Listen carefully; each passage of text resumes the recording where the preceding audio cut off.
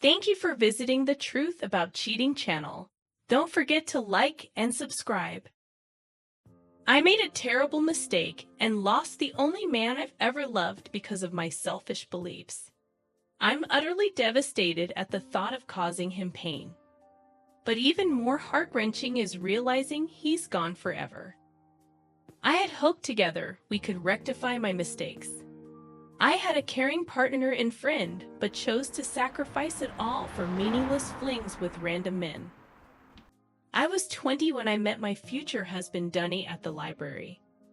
He handed me a book from the top shelf. We struck up a conversation, exchanged numbers. Donnie wasn't a looker, but had an alluring charisma. Our friendship quickly blossomed into a relationship.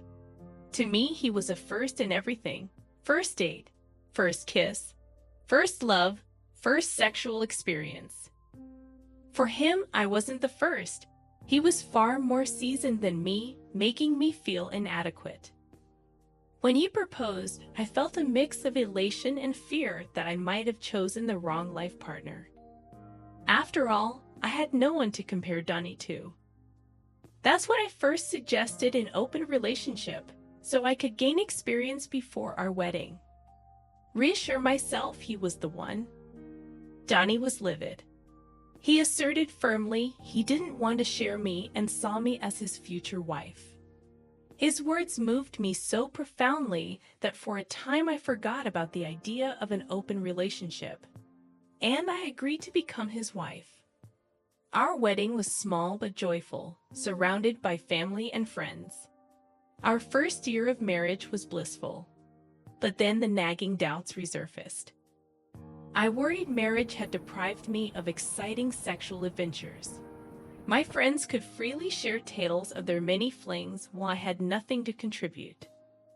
So I decided to broach the subject with Donnie. At first, I tentatively hinted at an open relationship, but his reaction showed I could really lose him if I pushed further. I asked how he would feel about spicing up our bedroom life a bit. His blunt, uncompromising response angered me. I would leave right away. I felt he was setting unfair boundaries when he himself dated multiple women before me. Why couldn't I do the same? A few months later, I brought it up again, only to get the same stern reply. Admittedly, it was selfish of me, marrying him yet harboring interest in other men. My thoughts drifted while naively hoping to keep Dunny's love. Now I hate myself for betraying the most cherished person in my life, giving into temptation. There is always a catalyst that motivates our base impulses. Mine was Bob. He was a giant of a man, built like a bodybuilder, his tight clothes accentuating his bulging muscles. He drew women's attention effortlessly. A swaggering alpha male oozing confidence. Bob got transferred to my department, becoming my direct boss.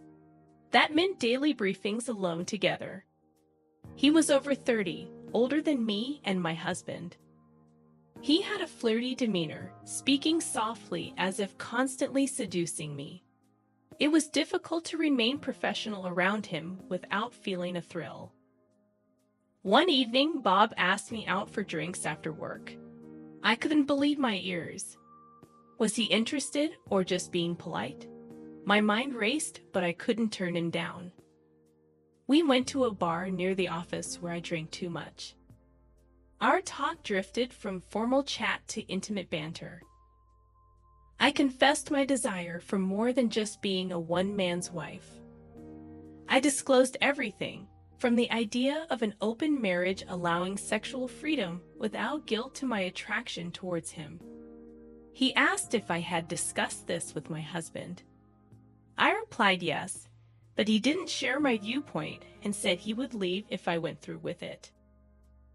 Bob then advised me not to ask permission, but to simply present it to my husband as a done deal. He suggested making my marriage open so I could pursue this without needing Dunny's consent. Oh, Bob was the embodiment of bad choices, the type to give awful counsel claiming it's for the woman's betterment. Now I realize he just wanted to sleep with me, but in the moment I grasped for any justification of my wants. That night, Bob took me to a hotel, making me feel like the queen of the universe. I know Donnie made me feel that way every day, but experiencing it from another man, I felt like a giddy teenager again. When I got home, my husband was already asleep on the couch, seemingly having waited up for me to return from work. I quietly snuck off to the bathroom to wash away the smell of liquor and strange cologne. Then I woke Donnie up and stated I had something to discuss. He replied he also had important and very happy news to share, as he put it, but allowed me to speak first.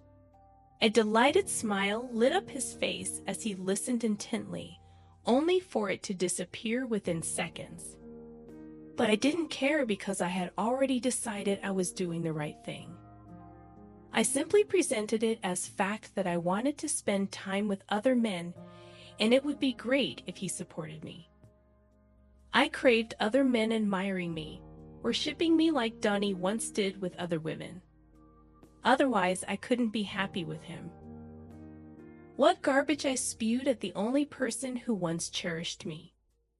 Those words still echo in my mind, tears welling every time I recall that moment. What fool I was! He stared at me for a long while, then bowed his head down defeatedly. After sitting in silence for what seemed an hour, he muttered, "Well, if that's how you feel, then fine by me." He got up and walked out without ever sharing his blissful news. The very next day, I leaped eagerly into my boss's embrace. We had sex on his desk, and it was only the beginning.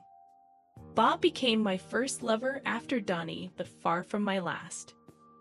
I started going out on Fridays with colleagues to their favorite pub, and sometimes woke up on Saturdays in a random stranger's arms who I never saw again. I had become a wanton harlot. Believing my dear Donnie had come to terms with it, I continued sleeping with different men almost daily. But after 2 months, the truth stared me in the face. One Friday, as I readied for work, Bob came by to pick me up since I assumed my husband had already left like usual. I thought we could take the opportunity to have sex a couple times before heading to the office. But Donnie was still home. My husband answered the door to Bob standing there with flowers in hand. I couldn't make out their conversation over the shower noise.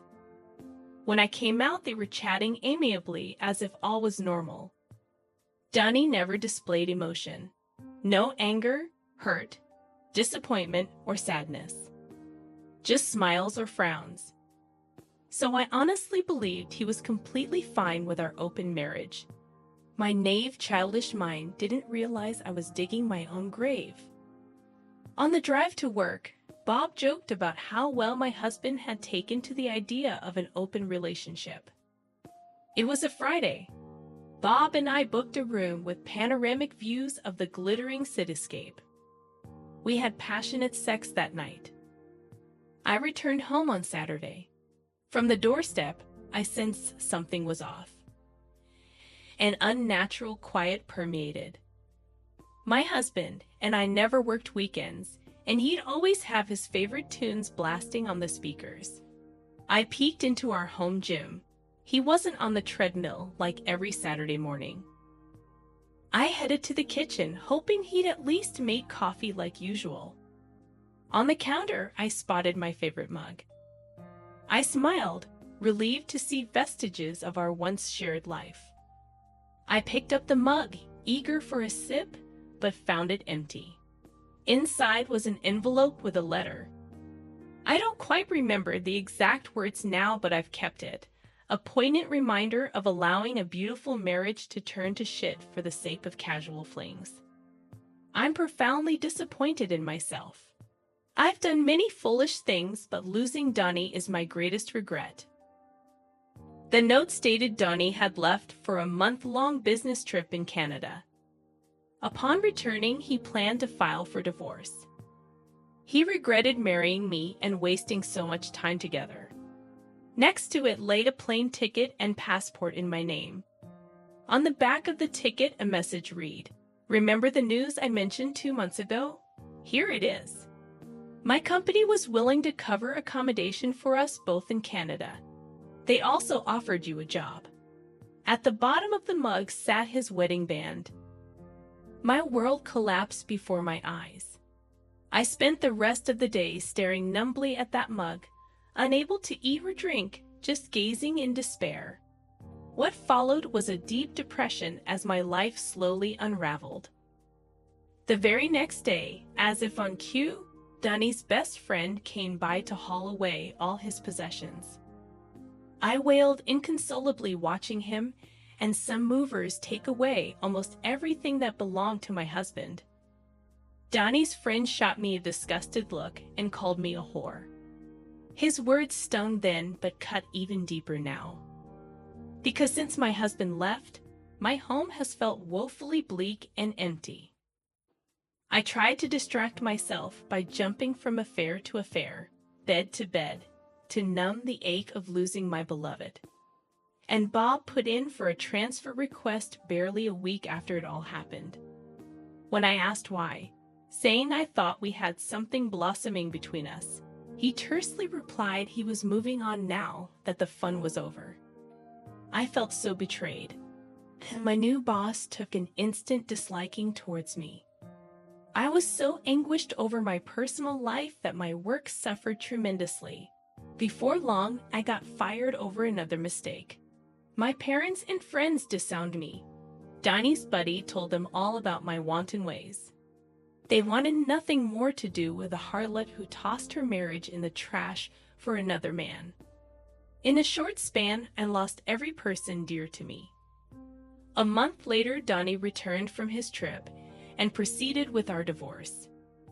I tried pleading with him several times to listen, to let me explain, even suggested we try couples counseling suspecting I had nymphomania, but he refused to entertain me at all. By the time we formally split, I was left without our cozy home, without my loving partner's support, and without a single soul who cared about me. I still hate myself profoundly for destroying it all.